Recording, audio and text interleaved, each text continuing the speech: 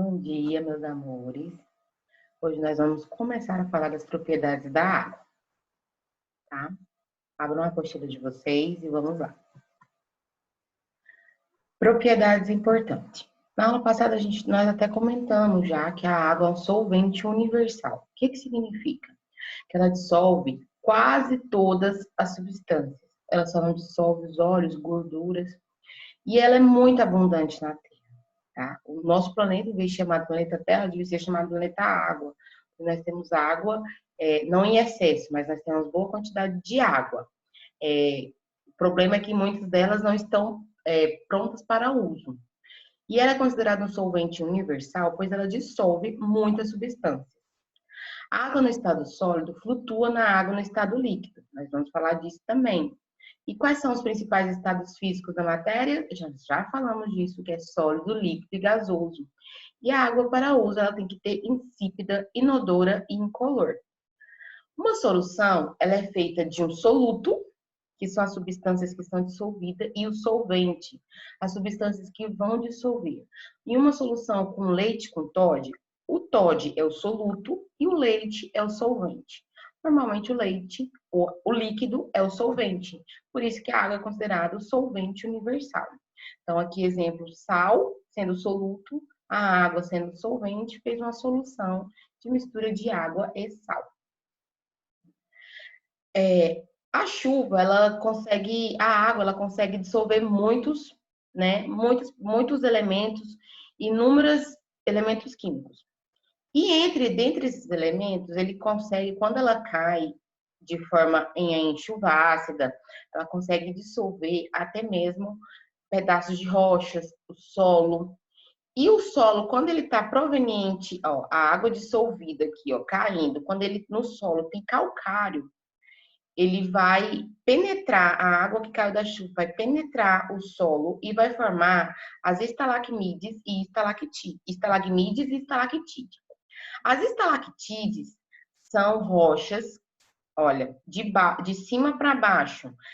Quando a água vai entrando no solo, olha aqui nessa imagem, vai vendo, ela vai entrando no solo e vai formando as estalactites, tá? Porque ela vai endurecendo, porque calcário ele vai endurecer e formar pequenas rochas como essas aqui. Já as estalagmides, as gotas que estão caindo aqui no chão, elas vão precipitar novamente.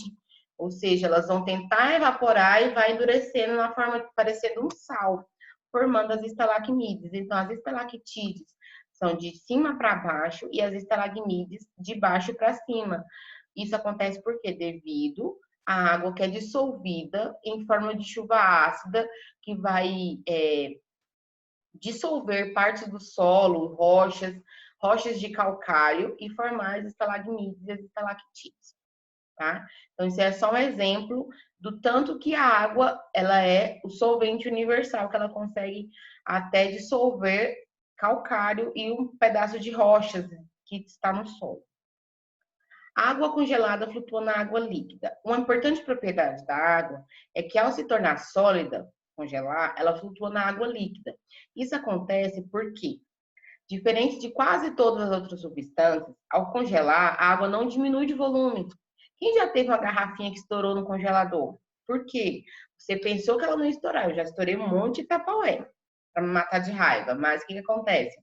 Ao contrário, a água aumenta de volume ao se congelar. E é por isso que quando você esquece uma garrafa de água no refrigerador, ela muitas vezes se quebra. Ou seja, o gelo é menos denso que a água líquida. E é por isso que ela flutua na água, tá? Então, o que acontece?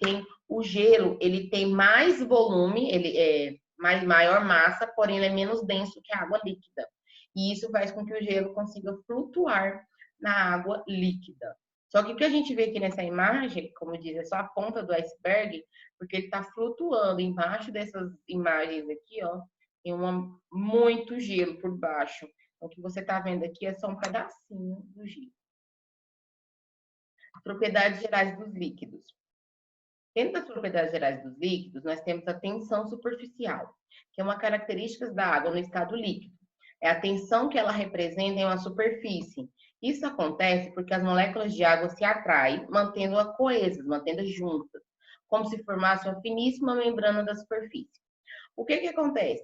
É como é a água que vai grudar em outra molécula de água. A água H2O, uma molécula H2O, ela vai grudar em outra molécula de H2O, elas vão se atrair e vai formar uma camada fininha, uma membrana bem fininha da superfície.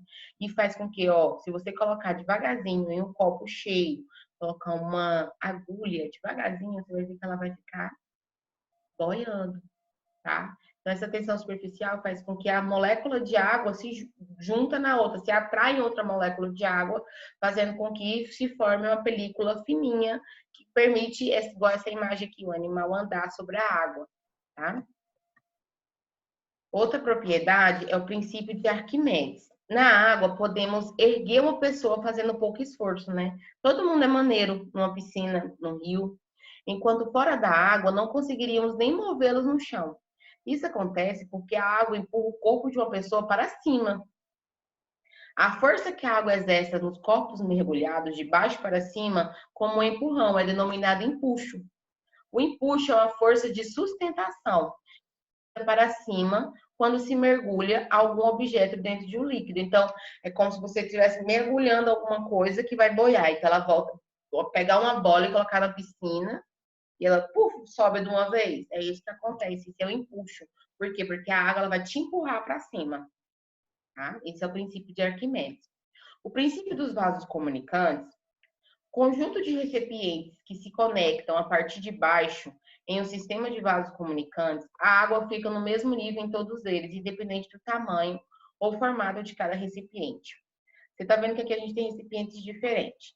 Se eu colocar água nesse recipiente aqui, vai encher, encher, encher, vai começar a encher por igual, até que todos eles tenham a mesma quantidade de água.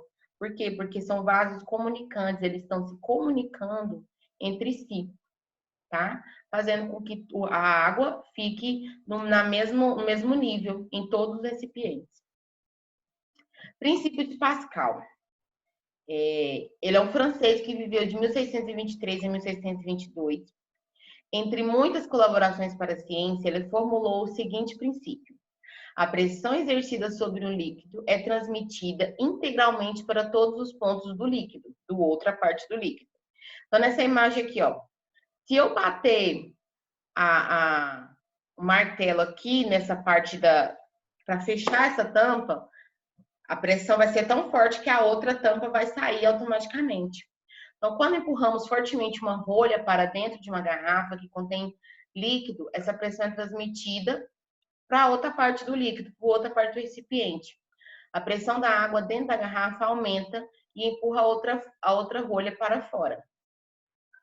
Muito obrigada. Beijos.